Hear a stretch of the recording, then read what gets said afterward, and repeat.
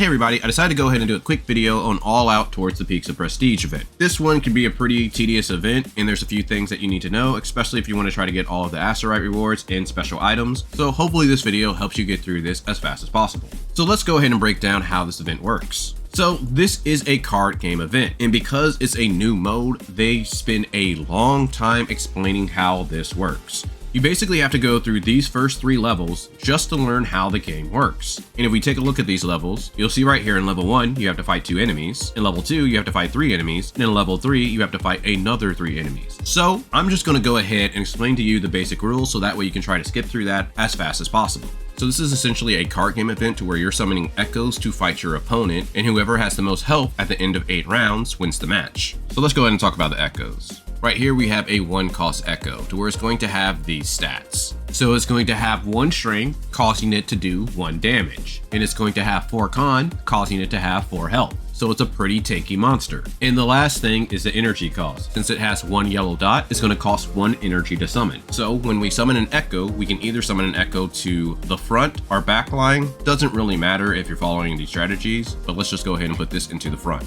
Also, one other thing that you want to know is that you can only have 4 echoes on the field at a time, whether it's in the front or back line. But by summoning that echo, that did cost 1 energy. So over here, we can see our energy. We started out with 2, and now it's down to 1. So now let's go ahead and talk about ways that we can get our energy back. The main way how we get our energy back is by reconstructing echoes, to where you can throw a card from your hand into this area and we get an energy back. Or you can throw a card from the field into the energy pool and you'll get 1 energy back as well. When you do that, those cards go back into your deck and you have a chance to draw them again. Which brings us to the special abilities of these cards. The first ability that I want to talk about is Transform. So back to this same monster, you'll notice that it has the echo skill Transform. How you activate the ability is that you have to put it into this middle section. So if you summon it to the field like this, the effect will not go off. And also note that whenever you bring something to the field, whether you're transforming something or summoning something, you're going to have to pay that energy cost. So you'll notice my energy went down to 2. But if you mess up, you can always drag that echo to the transform area and still activate the effect. Alright, so for the next special ability, let's talk about modulation. So when we summon an echo to the field, we can take a look at their special skill. You'll notice that when this echo is attacked during the battle stage, damage taken is reduced by 35% for 5 seconds, but the skill is not activated. To activate it, we have to modulate over the echo. But some echoes have the special ability that when you modulate, they get to activate an effect as well. So for this one, when you modulate it, you get to draw 2 cards. So we have that same echo in our hand. So if we put the echo over it, it's going to activate all of those effects. So we take a look at the echo again. It inherited the special skill, Toughness, so now it does have that 35% reduced damage taken, and it activated the modulation effect, to where we got to draw 2 additional cards. You can only modulate up to 2 times, normally, unless you have an echo that can bypass this restriction. So you'll take a look at my Scorpion right here. We went ahead and already got it modulated 1 time, activating the effect to where we draw the 2 cards. So now the only way to modulate this 1 more time is that I need to summon an elite echo. But to summon this elite echo, you'll notice I need 3 energy. Right now, I'm currently at 0 energy. So for me to summon this echo, I need to get rid of pretty much everything in my hand. So you throw that in the deck, we'll throw this in the deck, and we'll throw that in the deck. And now I can modulate that on top. And now I cannot modulate this echo anymore because I've already modulated it 2 times. So now let's talk about the core echo. You'll notice right here that I just received the monkey echo. We're in round 4, but he has a special ability to where if you lose 3 rounds, you get to automatically add this card to your hand. Or if you're able to reach round 5, then he gets added to your hand. One of the main ways how you're usually able to win these duels is by taking advantage of these core echo special abilities. So now that the monkey is added to my hand, I'm able to summon it to the field, either in the front or back line. A nice thing about these core echoes is that it does not take any energy for me to summon them. So you'll notice right now I have 3 out of 4 echoes on the field. So I could just go ahead and try to fill up my whole line by summoning this elite echo. And this is taking advantage of everything that we said. So I summon a 1 cost echo, I modulate it, activate the modulation effect, and now I don't have enough energy to summon a 3 cost echo, but if I get rid of my whole hand, I can now summon that 3 cost echo over the echo I modulated 1 time. And now we have 4 echoes on the field. So now let's talk about the last thing that you need to know, damage calculations. How are we able to damage our opponent? You'll notice right here, my opponent currently has 36 health out of 45. I have 26 health out of 30. This is going to be a common theme to where most of your opponents are always going to have more health than you. There's nothing you can really do about it. besides make a very broken deck. So how that damage calculation works is pretty simple. We click on an echo, you'll notice that this echo is doing 5 damage. So what ends up happening at the end of the round, whichever echoes are left standing, you're going to add up all of their damages. So let's say this one's left standing and this one's left standing. If you add those damages together, that's 10 damage. So they're going to do 10 damage to this opponent, making them go down to 26. But as we mentioned earlier, some echoes have special skills. One is this car. If you take a look at this echo skill, for every 12 seconds this car is able to survive, it's going to do 3 additional damage. So let's go ahead and take a look at the damages of all of the characters, because with this team there's a good chance that all of these could survive. So let's see what happens.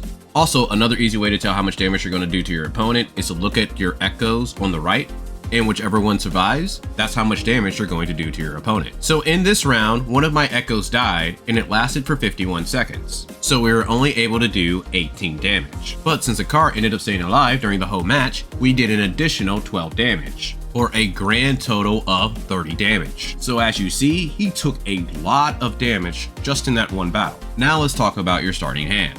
For most people, generally you're just going to want 1-cost echoes, that way you can start comboing. But depending on the deck, you might be looking for a Pacific Echo or something that's going to allow you to summon elites very quickly. So let's say that you're just trying to summon elites and out-resource your opponent. You probably would ditch most of your echoes besides to draw 2 echo, that way you can get at least 1 elite, making sure that you can summon an elite every round. This is usually the same strategy, even if you're looking for a Pacific Echo. But how you swap an echo is just by simply clicking on it. If you don't know what that echo does, when you select swap, it's going to go ahead and tell you. I'm going to want the echo to where I modulate, I draw 2 cards. I know I definitely want that, so we're going to unselect that. These are all good cards, but we're going to try to go ahead and get a 3-cost echo, so I'm going to try to increase my chances as much as I can. So we're just going to get rid of these 3 and see what we get.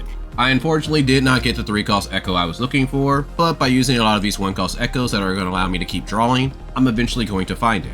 And now I just simply need to have enough energy to modulate and summon that 3-cost echo, giving me a major advantage over my opponent. And the last thing that you need to know about are tactics. These are the special abilities that you're going to be able to use during a match. And you're going to get additional tactics as you go through these challenges.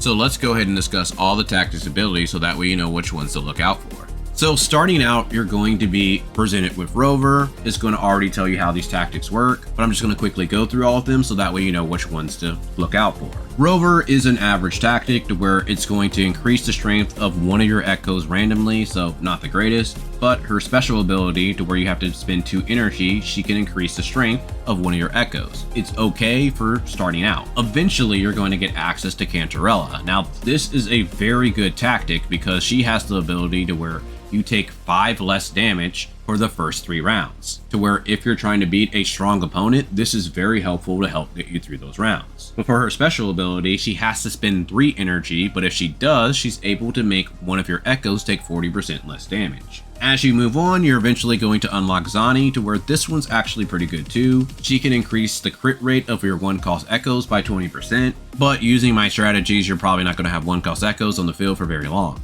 But her main ability is very strong to where she can increase the strength of all of your echoes by 2 damage. Next we have Encore, to where I didn't really use her too much, but you get to draw an additional card, but this is only during rounds 4 through 8, but most of your rounds should be over before you reach that. But she does have a good ability to where she is able to pull echoes from your deck that have the transform ability, but you do have to use 3 energy, so I still think it's a bit expensive to try to activate this effect. Jing Liao is a bit better to where he has the same effect as Encore, except you can activate the extra draw in the first 3 rounds. But his special ability is not that great to where you can just spend 2 energy to reconstruct a card and put it back in your deck.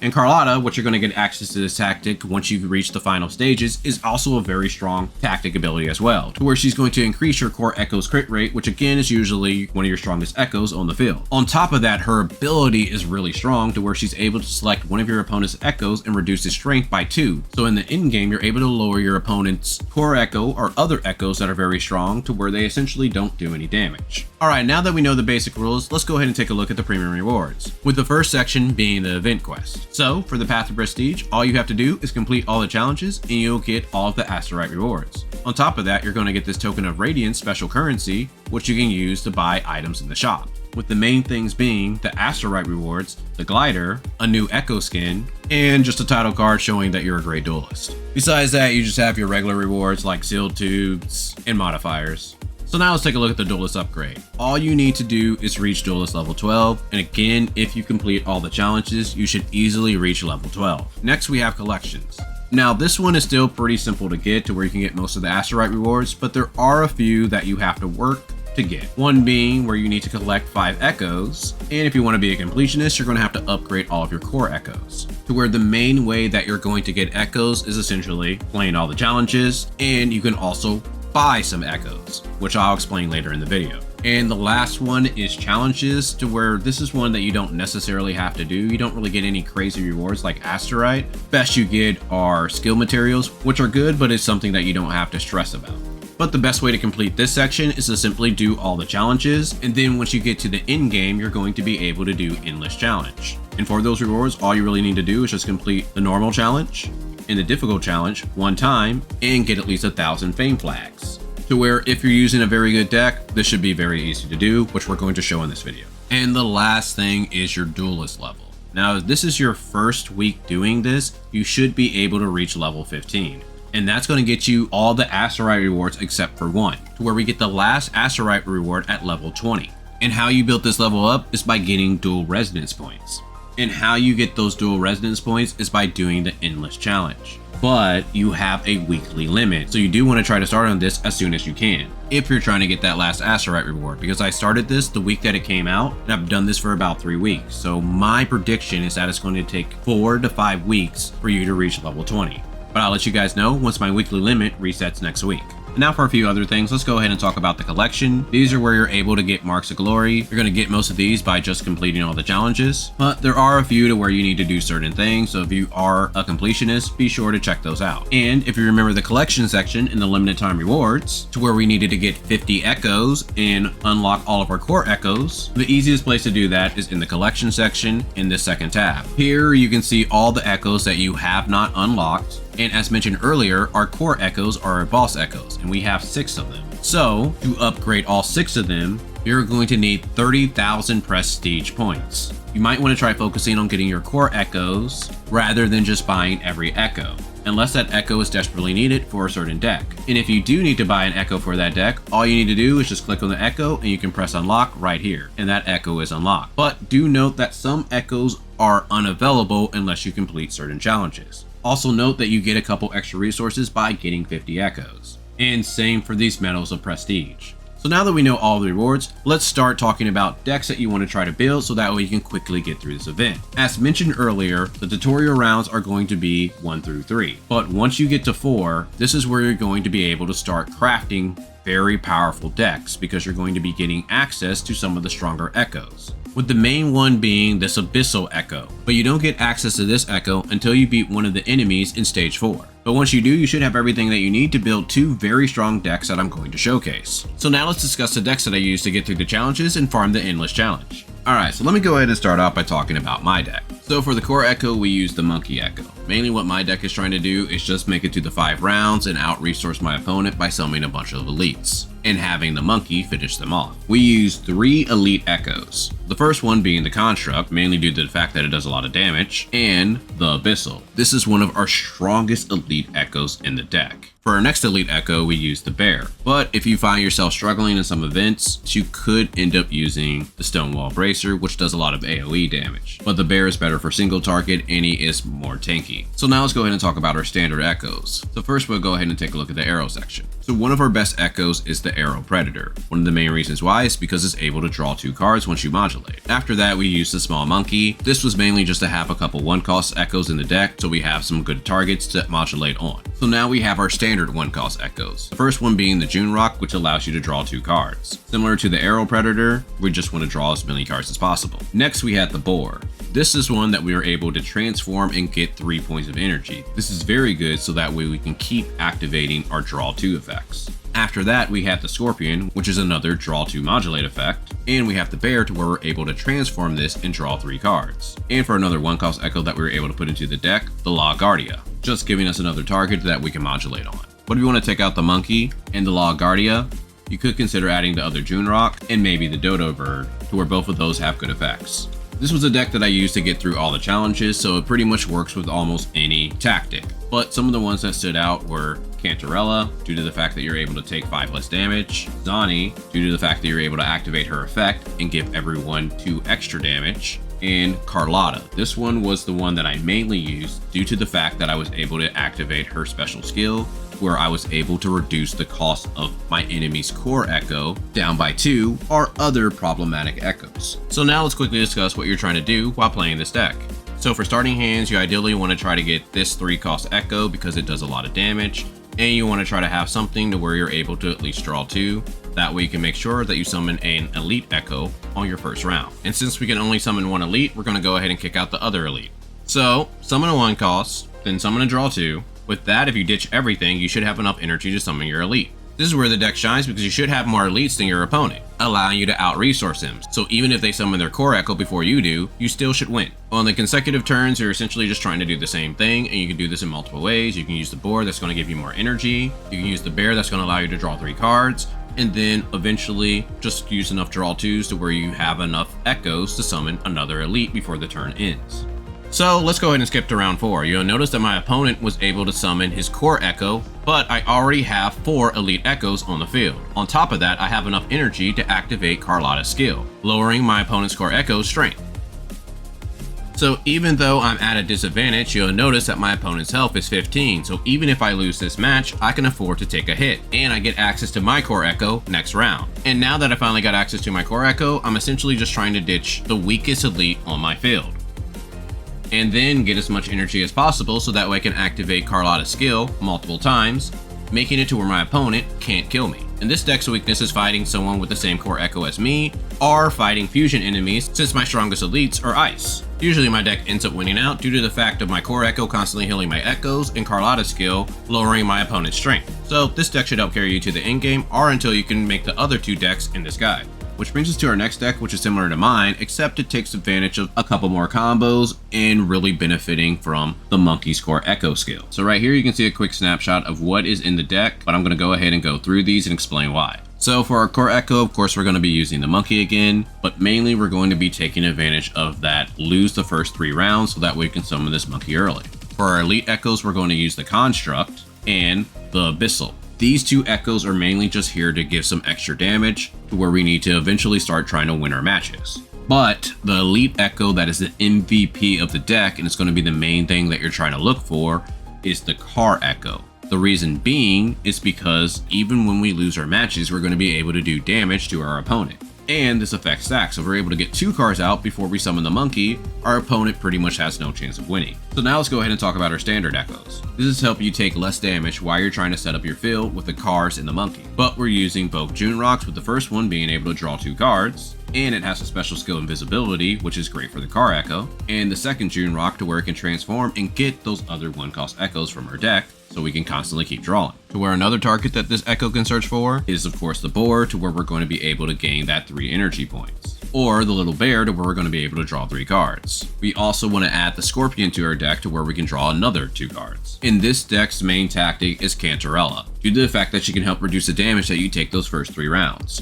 So let's explain how this deck works. So the main thing that we're trying to do is summon the 3-cost car echo as soon as possible. So you want to try to swap out enough things to increase your chances of getting that. But we have enough draw type of effects in the deck to where we should get that 90% of the time. So since we decided to keep this in, we're most likely going to start with the boar, get 3 energy, then summon the bear, get 3 cards, and hopefully we get the car echo. No car, but we got another bear, so we get another shot. Now that we got the car, we can start doing our combo. So now we just need to basically get the car on the field. But since we have this many echoes, we could try to go for another car, so we might do a couple more draws just to see what we get. When you're in this position, you have multiple draw 2s, I suggest that you summon the June Rock on the field so that way you can get that special skill invisibility, which is going to be great for the car. With these amount of echoes, we generally just have enough to basically summon the car and do nothing else, so we're most likely going to summon that and pass our turn and start the fight. So the main strategy here is for the car to stay alive as long as possible, because for every 12 seconds we're going to do 3 damage to our opponent. And this effect stacks, so if we're able to get another car, we're going to do even more damage to our opponent. So you notice that our opponent took 9 damage because our car stayed alive at least for 36 seconds. On top of that, we took no damage because we get to block up to 5 damage for the first 3 rounds. So, same strategy, we're just trying to summon another card to the field. We also can summon the Tortoise to where we're going to take 8 less damage, so now we can block 13 damage for this round. And because we're building on top of that June Rock, you'll notice that both of these cards have invisibility, so they get to just waste time for the first couple seconds of the round. Also, since they don't have any strength, when they're attacking enemies at the start of the round, the enemies won't attack until they break their invisibility. So the opponent took an additional 15 damage because one stayed alive for 36 seconds and the other one stayed alive for 24 seconds. So now that we're in round 3, we're essentially just trying to take as less damage as possible and lose this round so that way we can summon our Core Echo. So you'll notice I went ahead and summoned the Tortoise, so I'm going to take 8 less damage, plus I have Caterella's ability to where I take 5 less damage. So we're going to take 13 less damage this round automatically. So once this round is over, we're going to do some additional damage to our opponent and hopefully not take too much damage herself. So our opponent's at 6 life, we're at full health, and we just got access to our Core Echo. So now all we're trying to do is just summon our max elites to the field, summon our Core Echo, and activate Caterella's skill so that way one of our cards takes less damage. At this point, it doesn't matter what our opponent does, we automatically win. We have our Core Echo that's constantly healing our enemies, our cards are going to be doing damage to our opponent, so we're easily going to kill our opponent this round. But I can't take credit for this deck, this is something that I discovered, so if you want to find out more details about this deck, check out the link in the description. So now let's take a look at our last deck. So for the Core Echo, we're still going to use the Monkey, but this is a deck to where the Core Echo doesn't matter that much. The main reason why we're using the Monkey is so that way we have access to the Arrow cards. So for our Elite Echoes, we're only using the Nocturnus Knight. For our standard Arrow Echoes, of course, we're going to be using the Arrow Predator to where we can draw 2 cards. We're going to be using the Arrow Drake. This is mainly just to fill up the deck. But our MVP of the deck is the Havoc Warrior, to where this is going to allow us to constantly keep modulating. Our second MVP is the Whiff Waff, to where each special skill allows us to do 20% more damage. So when combined with this, that gets really powerful really fast. Then we have our classic 1 cost with the June Rock, to where we're able to draw 2 cards, the Vision June Rock, to where we're able to search for Pacific 1 cost cards, the Boar, to where we're able to get 3 energy, the Scorpion, to where we're able to draw 2 cards, and the Bear, to where we're able to draw 3 cards. And for your main tactic, you're going to be using Zhang Liao, mainly due to his effect to draw an extra card for the first 3 rounds. So let's go ahead and discuss how this deck works. So the point of this deck is to basically kill your opponent in the first 2 rounds. So the main thing that you're trying to look for is the Havoc Warrior. But you also need draw effects, so I try to swap out everything except maybe 1 draw effect. So we have our Havoc Warrior, we have draw effects, we pretty much have everything that we need to do this combo. So how this works is once we get the Havoc Warrior on the field, we can keep modulating on top of it, so constantly activating our draw effects. By doing this, we're going to thin out our deck and we're going to keep recycling our draw effects to where he's going to do over 45 damage to our opponent, killing him in 1 shot. So the best way that I found to do this is that we're generally just always trying to have at least 1 energy so that we can keep activating those draw effects. And to get that energy, we're going to discard the cards that don't have draw effects. Occasionally, you're going to find yourself with some transform abilities where you're able to pull things out of your deck. You want to go ahead and use those as soon as you can, so that way they're not going to get put back into the deck. And the Boar is very good because we're going to be able to get 3 energy, so you can just quickly fill up your hand again. Because to finish this combo, we are going to summon the 1 Elite in our deck. But this does take a while, so I'm going to go ahead and increase the speed so that way you can get there quickly. Occasionally, you're going to find yourself not having enough draw to effects to where you weren't able to get your module over 45. If this happens, I generally just modulate the Whiff Waff over my current Echo, so that way I can go ahead and start that superpower special skill. Because next round, once we get our Echo to 45, we're going to put our Elite Echo on top of it and 1-shot our opponent. Now that we're in our second round, we're going to easily be able to get this thing over 45.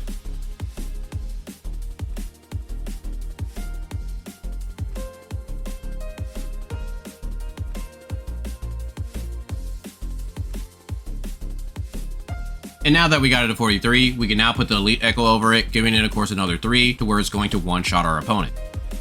Again, I can't take credit for this deck, but if you want more details on it, there's a link in the description. But with this, you should know everything that you need to know to clear this event. Well, if you guys enjoyed this, I would greatly appreciate a like so that we can spread more on YouTube. Also, be sure to check out my Cartethyia guide and look forward to my Dreaming Deep guide coming out later this week. But other than that, I'll talk with you guys later.